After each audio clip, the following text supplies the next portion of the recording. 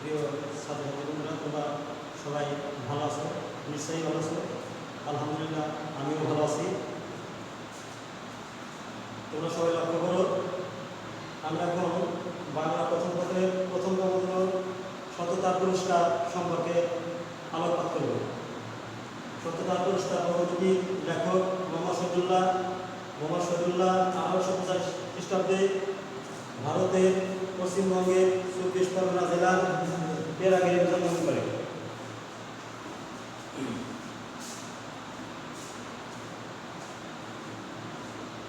সেকালে ইহুদি বংশে 3টি লোক ছিল। একজনের সর্বাঙ্গে ধবল, একজনের মাথায় টাক, আর একজনের 2 চোখ অন্ধ। আল্লাহ তাআলা তাদের পরীক্ষার জন্য একজন ফেরেশতা পাঠাইলেন। ফেরেশতা হলেন আল্লাহর দূত। তাহারা নূরের তৈরি, এমনি তাহাদের উপর দেখতেই পাওয়া যায় না। আল্লাহর হুকুমে তাহারা কাজ করিয়া থাকেন। ফেরেশতা মানুষের রূপ ধরিয়া প্রথমে ধবল রোগীর নিকট আসিলেন। ধবল রোগী বলিল, আহা, আমার গায়ের রং যদি ভালো হয়, সকলে যে আমাকে ঘরে ঘৃণা করে।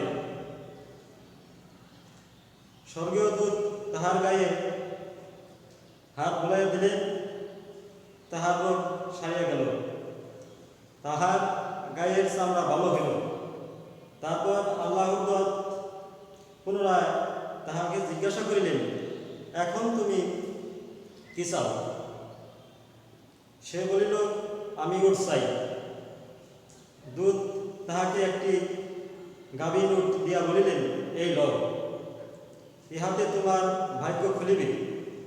তারপর সেই ফেরেশতা টাকাওয়ালার কাছে গিয়া বলিলেন, কি তুমি সবচেয়ে ভালোবাসো?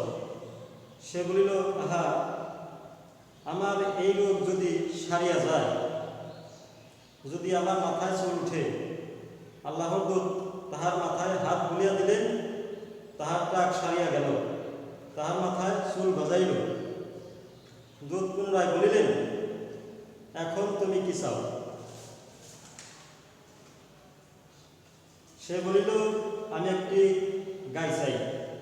তিনি তাহাকে একটি গাভীর গাই দিয়া বলিলেন, এই লও, ইহাতে তোমার ভাগ্য খুলিবে।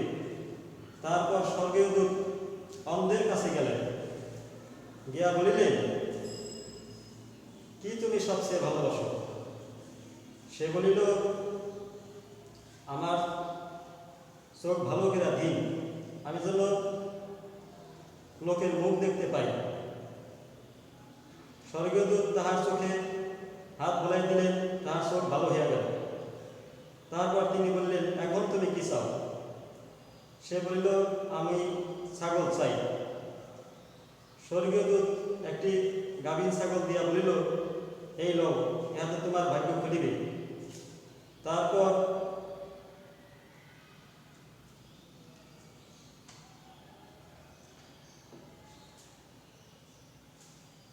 উটের বাচ্চা হইল,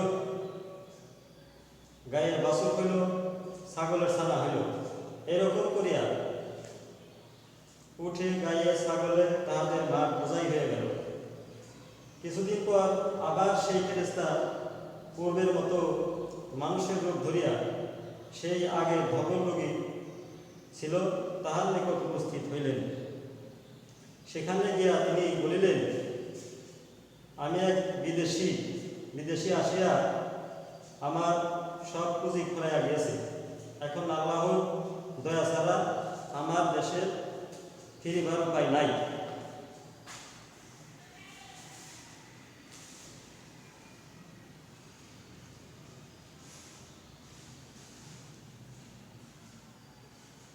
যিনি তোমাকে সুন্দর গায়ের রং দিয়াছে, সুন্দর চামড়া দিয়েছেন, আর এত ধন দৌলত দিয়াছেন, তাহার দোহাই দেয়া তোমার কাছে একটি উট চাহিতেছি।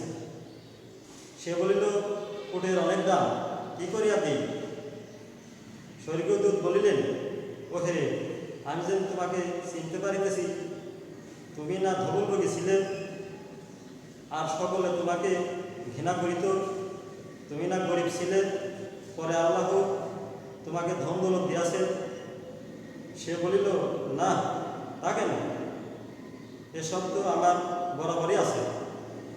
স্বর্গীয় দূত বলিলেন, আচ্ছা, যদি তুমি মিথ্যা বলিয়া থাকো, তবে তুমি যেমন ছিলে আল্লাহ আবার তোমাকে তাহাই করিবেন। তারপর দূত পূর্বে যে টাকাওয়ালা ছিল তাহার কাছে গেলেন। সেখানে গিয়া আগের মতো একটি গাই চাহিলেন। দেও ধবল লোকের মতো তাহাকে কিছুই দিল না। তখন দূত বলিলেন, আচ্ছা, যদি তুমি মিথ্যা কথা বলিও থাকো, তবে যেমন ছিলে আল্লাহ তোমাকে আবার তেমনি করিবেন। তারপর স্বর্গীয় দূত পূর্বে যে অন্ধ ছিল তাহার কাছে গিয়া বলিলেন, আমি এক বিদেশে আমার সংকল করিয়া গিয়াছে। এখন আল্লাহর দয়া ছাড়া আমার দেশে পৌঁছাবার আর কোনো উপায় নাই। যিনি তোমার চক্ষু ভালো করিয়া দিয়াছেন, আমি তোমাকে সেই আল্লাহর দোহাই দিয়া একটি ছাগল চাইতেছি, যেন আমি সেই ছাগল বেচা টাকা দিয়া দেশে ফিরিয়া যাইতে পারি। তখন সে বলিল, হ্যাঁ, ঠিক তো, আমি অন্ধ ছিলাম, পরে আল্লাহ আমাকে দেখিবার ক্ষমতা দিয়াছেন। আমি গরিব ছিলাম, তিনি আমাকে আমির করিয়াছেন। তুমি যাহা চাও লও। আল্লাহর কসম, আল্লাহর উদ্দেশ্যে যে জিনিস লইতে তোমার মন চায় তাহা যদি তুমি না লও, তবে আমি তোমাকে কিছুই ভালো লোক বলিব না। ফেরেশতা তখন বলিলেন, বাস, তোমার জিনিস তোমারই থাক। তোমাদের পরীক্ষা লওয়া হইল, আল্লাহ তোমার উপর খুশি হয়েছেন। আল্লাহ বাকি দুজনের প্রতি অসন্তুষ্ট প্রকাশ করেছেন এবং বেজার হয়েছে। এ থেকে বোঝা যায় সততার পুরস্কার অবশ্যই আছে। এ প্রবন্ধে এটাই প্রমাণিত হইল যে সততা সবসময় সফলকামী হয়ে যায়। প্রিয় শিক্ষার্থী বন্ধুরা, তোমরা এই সততার পুরস্কার প্রবন্ধটি আগামী দিনে আরও ভালোভাবে পড়াশোনা করবে, যাতে আমরা সামনের সৃজনশীল প্রশ্নগুলো ভালোভাবে করতে পারি। তোমরা সবাই ভালো থাকবে ইনশাআল্লাহ।